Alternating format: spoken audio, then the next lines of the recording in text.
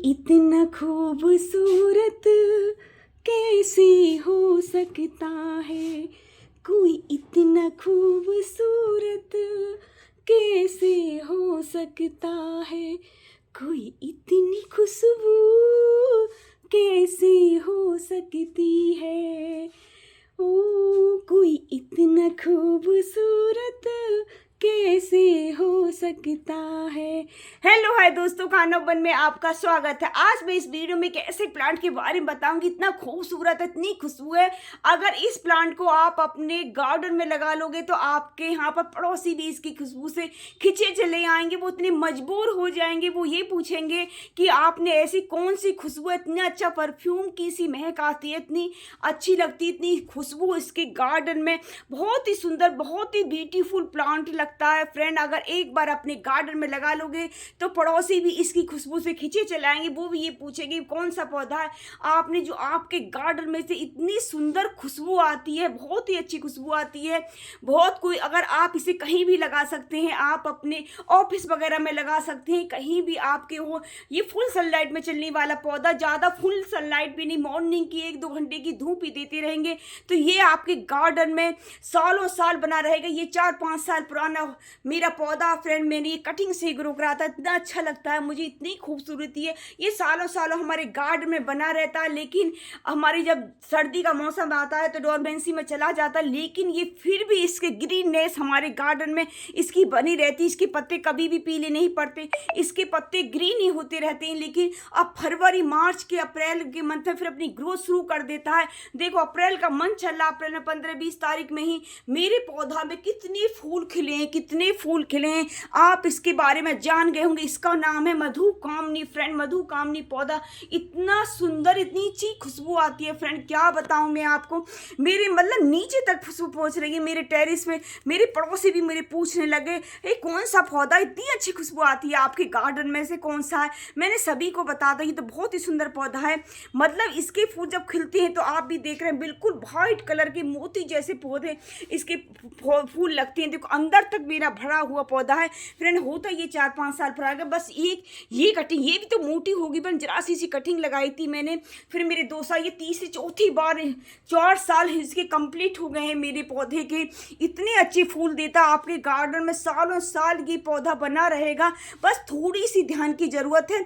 बस अब जैसे मार्च ज़्यादा, अभी तो आप फुल सनलाइट में रख सकते हैं, लेकिन अब भी अप्रैल के मंथ में कभी कभी हमारे यहाँ पर बारिश भी हो रही है, मतलब कभी तो धूप तेज हो जाती है। लेकिन अब मैं यही कहूँगी आप इसे ग्रीन नेट के नीचे रखें। ज़्यादा हम फुल सनलाइट देंगे ये तब भी खराब नहीं होगा, फूल तो देगा, लेकिन इसके पत्ते में थोड़ी ग्रीननेस थोड़ी कम हो जाएगी। देखो मेरे सारे नए पत्ते निकल के आए, आप देख रहे होंगे, कोई रहेगा, सारे नीचे तक फूल आ रहे हैं। देखो इसकी जड़ों में भी आपको दिखाती हूँ फ्रेंड, देखो नीचे भी देखो फूल आ रहे हैं इसकी जड़ों में, नीचे से भी भर रहा है बिल्कुल एकदम। इसके फूल हमारे परफ्यूम बनाने के काम आते हैं। इसके फूल हमारे गजरा बनाने के आते हैं, हमारे भगवान जी को चढ़ाने के तो काम आते हैं, क्योंकि इतना खुशबू, जहाँ इतनी खुशबू होगी तो लक्ष्मी जी तो अपने आप ही दौड़ी चली आएंगी। इतनी अच्छी खुशबू आएगी किसी के घर में से, टेरिस पे से, तो लक्ष्मी जी को तो दूर से खुशबू आ जाती है। बहुत ही अच्छा पौधा है। मैं आपसे यही कहूँगी फ्रेंड, इस पौधे को आप जरूर लाएँ। ये भी कहते हैं मधुकामनी का पौधा। ये 3 पौधे हमारे सुरख से आए थे। ये घर में लगाना भी बहुत ही शुभ पौधा माना जाता है। नंबर 1 मधुकामनी, दूसरे नंबर पर अपराजिता, तीसरे नंबर हार श्रृंगार। ये 3 पौधे हमारे सुरख से आए थे फ्रेंड। इन पौधों को हम अपने गार्डन में लगाएंगे तो बहुत ही शुभ तो माना ही जाता। खुशबू इतनी होती है फ्रेंड, कुछ मत पूछो। खुशबू से मैंने कहा नहीं, हमारे पड़ोसी भी पूछने लग गए कि आपने ऐसा कौन सा पौधा, आपके गार्डन में से खुशबू बहुत अच्छी आती है। लेकिन गेंदा वगैरह सब में, गुलाब में से कोई भी ऐसी खुशबू नहीं आती, लेकिन इसके फूल में से इतनी खुशबू आती है, दूर जैसे हवा चलती है तो वो खुशबू दूर दूर तक जाती है इसकी खुशबू। आप एक बार अपने गार्डन में इस पौधे को जरूर लगाएं। ये पौधा फ्रेंड कटिंग से भी ग्रो हो जाता है, आप कटिंग से भी लगा सकते हैं इसे। आप नर्सरी से लेके आएंगे तो थोड़ा महंगा तो मिलता है। ये 80, अगर छोटा सा पॉट लोगे, जरा सा लोगे तो वो भी 80, 60 या 100 रुपीज़ का थोड़ा सा बड़ा आ जाएगा। ज़्यादा ऐसा भरा पॉट तो आपको फ्रेंड ये 300-400 का मिलेगा कम से कम, क्योंकि ये मेरे काफ़ी बड़े पॉट में लगा है।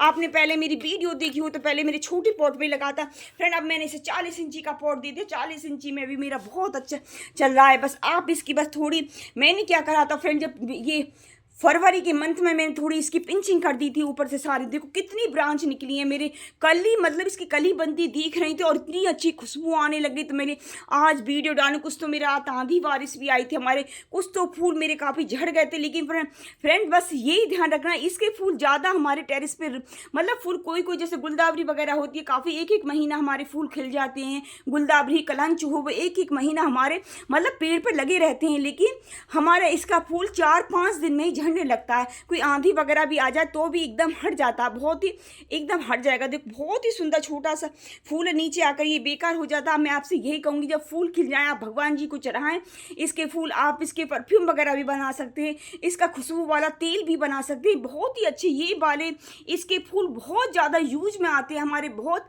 ज़्यादा प्रयोग में आते हैं। इसके काफ़ी महंगे फूल बिकते हैं इसके हमारे, अगर आप देखो तो। वैसे में ज़्यादा ध्यान रखने की ऐसी कोई ज़रूरत नहीं, लेकिन हाँ इसे आप जैसे अब अप्रैल का मंथ चल रहा, अप्रैल मई में आप ग्रीन नेट के नीचे लगा, मैं आपसे ये कहूँ ग्रीन नेट लगा लें सभी पौधों के नीचे, क्योंकि ज़्यादा तेज़ धूप पड़ती है तो हमारे पौधों की जड़ की फंगस, जड़ की मतलब नीचे से पत्ते बेकार होने लग जाते हैं, पीले पत्ते पड़ने लग जाते हैं। आप ग्रीन नेट लगा लें और पानी का वाटरिंग का भी फ्रेंड टाइम चेंज हो गया, वाटरिंग करें तो आप या तो मॉर्निंग में 6 बजे से पहले फ्रेंड वाटरिंग कर दें सभी पौधों में। ये नहीं कि मधुकामनी में करनी, सभी पौधों का हमारा टाइम चेंज हो जाता है, गर्मी सर्दी बरसात। लेकिन सर्दी में हमें जल्दी वाटरिंग नहीं करनी होती, सर्दी के मौसम में हमें 11-12 बजे वाटरिंग करनी चाहिए जब धूप निकलती है। लेकिन गर्मी के मौसम में समर में हमें मॉर्निंग में 6 बजे से पहले कर लें और शाम को 5 बजे के बाद ही वाटरिंग करनी है। वाटरिंग भी आप ऐसे करें अच्छी तरह से अपने पौधों को, मैं तो ये कहूँगी आप दोनों टाइम अपने पौधों की पाइप से नहला दें अच्छी तरह से, दो नहीं हो तो एक टाइम तो जरूर नहला दें, क्योंकि हमारे पौधों को नहाना बहुत अच्छा लगता है समर में। देखो आप भी जानते हैं, आपको भी गर्मी के मौसम में हमें ये लगता है 2-3 बार नहा लें, हम बहुत अच्छा महसूस करते हैं। ऐसे हमारे पौधे हैं जो डस्ट वगैरह भी लग जाती है, सारी डस्ट गायब हो जाती है, हमारे पौधे बहुत खुश हो जाते हैं अच्छी तरह से नहला दे तो आप। लेकिन नहलाना ये नहीं कि आप दोपहर में नहला दोगे तो पानी अगर मिट्टी धूप में, देखो धूप तेज हो भी, सब ग्रीन नेट के नीचे रखें फिर भी हमारे प्लांटों को धूप लगती है, मिट्टी आप चेक करके देख लेना गर्म हो जाती है। लेकिन शाम को 5 या 6 बजे के बाद ये आप अपनी सभी पौधों की वाटरिंग करें और अच्छी तरह से नहलाएं अपने पौधों को। फ्रेंड मैंने इसमें क्या ऐसा फर्टिलाइजर डाला था वो भी बताऊंगी। इतना जो खुशबू, इतना फूल खिलने लगे, मैं आपसे हर वीडियो में कहती हूँ मैं कोई बाहर का केमिकल फर्टिलाइजर नहीं खरीदती। मैंने आज तक मुझे 2-3-4 साल हो गए फ्रेंड मुझे मेरे गार्डनिंग करते हुए, लेकिन मैंने अभी तक 1 रुपये का भी कोई भी अभी फर्टिलाइजर नहीं खरीदा। घर के केले आलू प्याज सभी के छिलके यूज करती हूँ, चाय की पत्ती यूज करती हूँ, लहसुन का वाइन बना रखा है, मैं अपने एलोवेरा का यूज करती हूँ, नीम के पत्ते यूज करती हूँ फंगसाइड के लिए, बस यही लकड़ी की राख जो होती है उसका यूज करती हूँ। उससे ही मेरे प्लांटों में, मेरे गार्डन में खूब फूल आते हैं, खूब अच्छे हेल्थी हमारे मेरे प्लांट हो रहे हैं। जो मैंने इसको फर्टिलाइजर दिया था फ्रेंड, ये है मेरे केले आलू प्याज के छिलके और संतरे के, क्योंकि आप तो जानते हैं केले के छिलकों को, आपसे यही कहूँगी हमारे केले के छिलके सूखे वाले होने चाहिए फ्रेंड।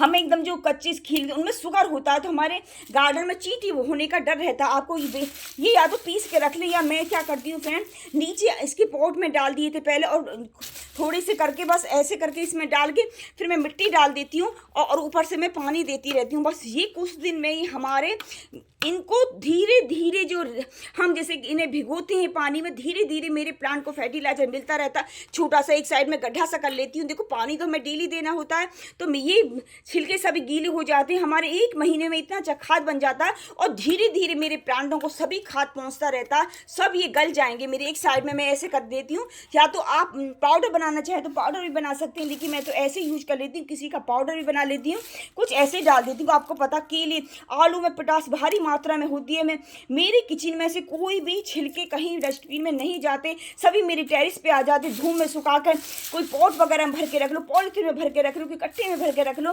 तब भी आप पॉट लगाते नीचे रख दो। अगर आपको पीसना नहीं चाहते तो ऐसे भी डाल सकते हैं फ्रेंड, मैं ऐसे भी डाल देती हूँ, ऊपर से थोड़ी सी मिट्टी कर देती हूँ फ्रेंड हमारी, और फिर मैं डेली पानी जो डालती रहती हूँ मेरे प्लांट के लिए, धीरे धीरे फर्टिलाइजर मिलता रहता है। कोई हमें एकदम ज़्यादा की ज़रूरत नहीं थी, ज़्यादा पड़ गया कम पड़ गया, आप पानी देते देंगे तो मेरे प्लांट के लिए धीरे धीरे वो फर्टिलाइजर मिलता रहता है, मेरे प्लांट खूब हेल्थी रहते हैं। और घर के ही देते हैं, देखो घर के हमारे कम ज़्यादा भी हो जाता है तो कोई नुकसान की बात नहीं होती है, लेकिन बाहर का केमिकल डालते हैं तो बड़े हिसाब से डालना पड़ता है। हमारे पौधे कुछ दिन में तो आपको हेल्थी पौधे दिखेंगे, लेकिन कुछ दिन के बाद आप केमिकल, आप हमें ही देख लो, हम बाहर की जो वैसी दवाई खाते हैं तो हमारी नुकसान ही देती है हमें। एलोपैथिक जो हेमोपैथिक वगैरह हम दवाई खाते हैं वो नुकसान हमें कम देती है, हमारी बॉडी को नुकसान नहीं देती है। ऐसे हमारे प्लांटों को आप घर के फर्टिलाइजर, ये केले, आलू, प्याज, सभी के छिलके वगैरह यही खिलाते रहेंगे तो आपके प्लांट सालों साल आपके गार्डन में बने रहेंगे, बिल्कुल बेकार नहीं होंगे। और देखो फ्री के हैं, जब बहुत सारे प्लांट रखते हैं तो हम महंगे केमिकल फर्टिलाइजर लेके आएँ और वो हमारे पौधों को नुकसान दे, क्यों लेके हम बेफालतू ये। हम इनके छिलकों को भी, आपको पता है फ्रेंड, सभी में इतने सारे न्यूट्रिशन है, पूरा NPK है इसमें। केले की छिलके में, आलू की छिलके में, संतरे की छिलके में विटामिन C होता, सल्फर भी होता, नींबू के छिलके में, सभी की छिलके यूज करती है। बहुत हमारी मिट्टी के pH लेवल को बढ़ाने में वो करता है, ये हेल्प करता है। हमारे नींबू का छिलका जो होता है बहुत अच्छी सारी न्यूट्रिशन में इन्हीं सभी छिलकों को डालती हूँ और मेरे गार्डन में खूब अच्छे फूल खिलते हैं। फ्रेंड मैं आपसे यही कहूँगी ये छिलकों को डालें और आप इसे मॉर्निंग की 1-2 घंटे की सनलाइट दें, ऐसा रख दें। फुल सनलाइट में नहीं रखें क्योंकि फुल सनलाइट में रखोगे तो आपके फूल एकदम मुरझाए से हो जाएंगे। लेकिन आपको ये ज़्यादा दिन फूल चलाने हैं तो फ्रेंड आप जैसे वॉटिंग भी करें तो मैं यही कहूँगी आप ऊपर से जब फूल खिलते हों तो उस टाइम में ऊपर से वॉटिंग ना करें, आप नीचे ही इसकी जड़ में पानी दे दें, क्योंकि ऊपर से आप कोई पाइप वगैरह से पानी दोगे तो ये फूल गीले हो जाएंगे और बहुत जल्दी झड़ जाएंगे। अगर ऐसा इसका ध्यान रखेंगे, आराम से इसमें पानी देंगे तो ये एक हफ्ता भी हमारे गार्डन में ये फूल खिला रहता है। फिर देखो ये कि ये फूल खिल रहे हैं, फिर दूसरे देखो मेरी ये कली बन रही है, ये थोड़ी बेकार हो जाएंगे, 2-4 दिन बाद फिर ये खिल जाएंगे। मतलब ये अब हमारे फूल खिलते ही रहेंगे पूरी गर्मी।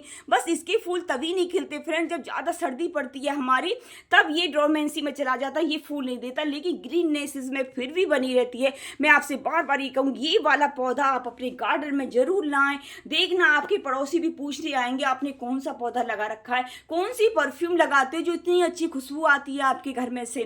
प्लीज़ एक बार ये पौधा आप जरूर लेके आएँ। मेरी जानकारी अच्छी लगी हो तो प्लीज़ मेरे चैनल को सब्सक्राइब कीजिए, मेरी वीडियो को लाइक करें, शेयर करें।